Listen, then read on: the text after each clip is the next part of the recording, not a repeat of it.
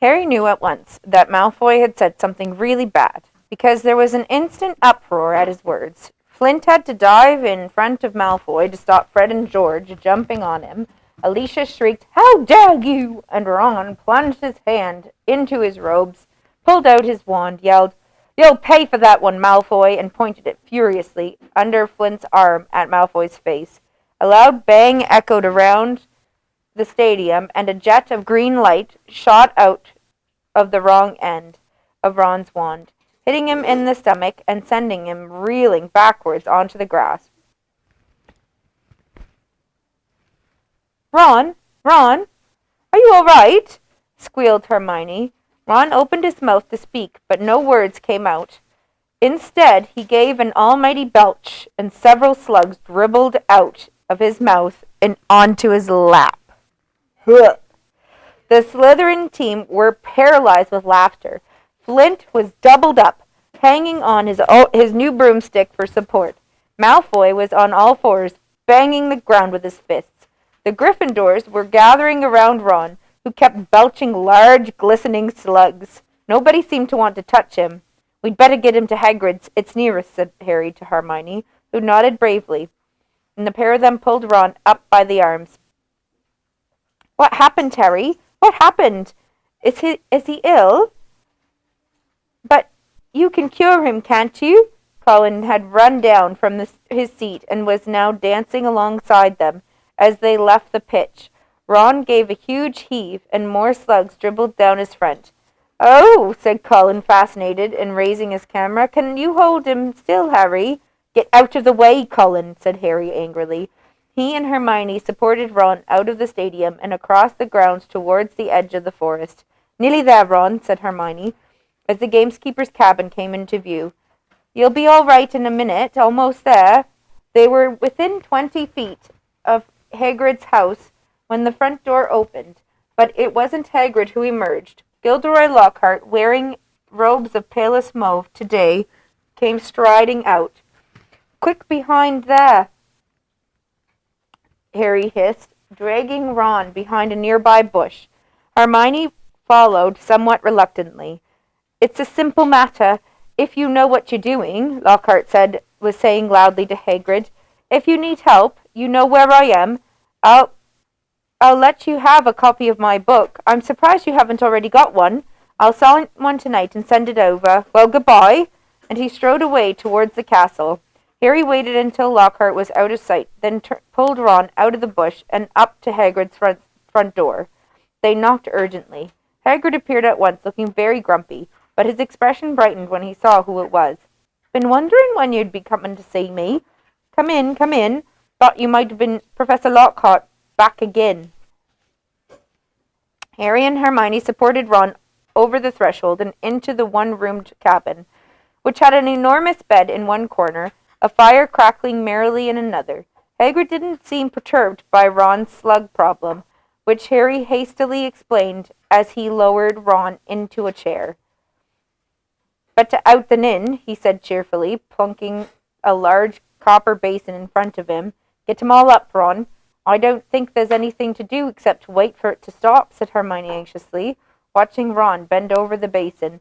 "That's a difficult curse to come to work at the best of times, but with a broken wand." Hagrid was bustling around, making them tea. His boarhound Fang was slobbering over Harry. "What did Lockhart want with you, Hagrid?" Harry asked, scratching Fang's ear. "Giving me advice on getting kelpies out of a well," growled Hagrid, moving a half-plucked rooster off his scrubbed table and setting down the teapot. "Like I don't know. And banging on about some banshee he banished. If one word of it was true, I'll eat my kettle." It was most unlike Hagrid to criticize a Hogwarts teacher, and Harry looked at him in surprise. Hermione, however, said in a voice somewhat higher than usual, "I think you're being a bit unfair. Professor Dumbledore's obviously thought that he was the best man for the job." "He was the only man for the job," said Hagrid, offering them a plate of Triagle toffee, while Ron coughed squelchily into his basin. "And I mean the only one. Getting very difficult to find anyone for the dark arts job. People aren't too keen to take it on, see? They're starting to think it's jinxed. No one's lasted for long for a while now. So tell me, said Hagrid, jerking his head at Ron, who was he trying to curse? Malfoy called Hermione something. It must have been really bad, because everyone went mad. It was bad, said Ron hoarsely, emerging over the tabletop, looking pale and sweaty. Malfoy called her a mudblood, Hagrid. Ron dived out of sight again as a fresh wave of slugs made their appearance. Hagrid looked outraged. He didn't, he growled at Hermione. He did, she said, but I don't know what it means. I could tell that it was really rude, of course. It's about the most insulting thing he could think of, gasped Ron, coming back up. Mudblood's a really foul name for someone who was muggle-born. You know, non-magic parents. There are some wizards, like Malfoy's family, who think that they're better than everyone else, because they're what people call pure-blood. He gave a small burp, and a single slug fell into his outstretched hand. He threw it into the basin and continued, I mean, the rest of us know it doesn't make any difference at all. Look at Neville Longbottom. He's pure-blood, and he can hardly stand a cauldron the right way up. And they haven't even invented a spell our Hermione can't do, said Hagrid proudly, making Hermione go a brilliant shade of magenta. It's a disgusting thing to call someone, said Ron, wiping his sweaty brow with a shaking hand. Dirty blood, see? Common blood. It's mad. Most wizards these days are half-blood anyway. If we hadn't married muggles, we'd have died out. He retched and ducked out of sight again. Well, I don't blame you for trying to curse him, Ron, said Hagrid loudly, over the thuds of more slugs hitting the basin.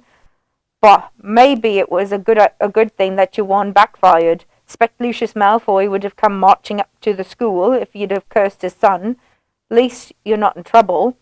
Harry would have pointed out that trouble didn't come much worse than having slugs pouring out of your mouth, but he couldn't. Hagrid's treacle toffee had cemented his jaw together. Harry, said Hagrid suddenly, as though struck by a sudden thought. Got a bone to pick with you. I've heard that you've been giving out signed photos. How come I haven't got one? Furious, Harry wrenched his teeth apart. I have not been giving out signed photos, he said hotly. If Lockhart's still putting that about. But then he saw that Hagrid was laughing. I'm only joking, he said, patting Harry genially on the back and sending him face first into the table. I knew you hadn't, really. I told Lockhart that you didn't need to, that you're more famous than him without trying. Bet he didn't like that, said Harry, sitting up and rubbing his chin. Don't think he did, said Hagrid, his eyes twinkling. And then I told him I'd never read one of his books, and he decided to go. Treacle toffee, Ron, he added as Ron reappeared. No thanks, said Ron weakly. Better not risk it. Come and see what I've been growing, said Hagrid, as Harry and Hermione finished the last of their tea. In the small vegetable patch behind Hagrid's house were a dozen of the largest pumpkins that Harry had ever seen. Each was the size of a large boulder. Getting on well, aren't they? Said Hagrid happily. For the Halloween feast.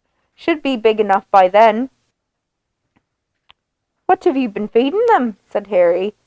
Hagrid looked over his shoulder to check that they were alone. Well, I've been giving them, you know, a bit of help. Harry noticed Hagrid's flowery pink umbrella leaning against the back wall of the cabin. Harry had had reason to believe before now that this umbrella was not all that it looked.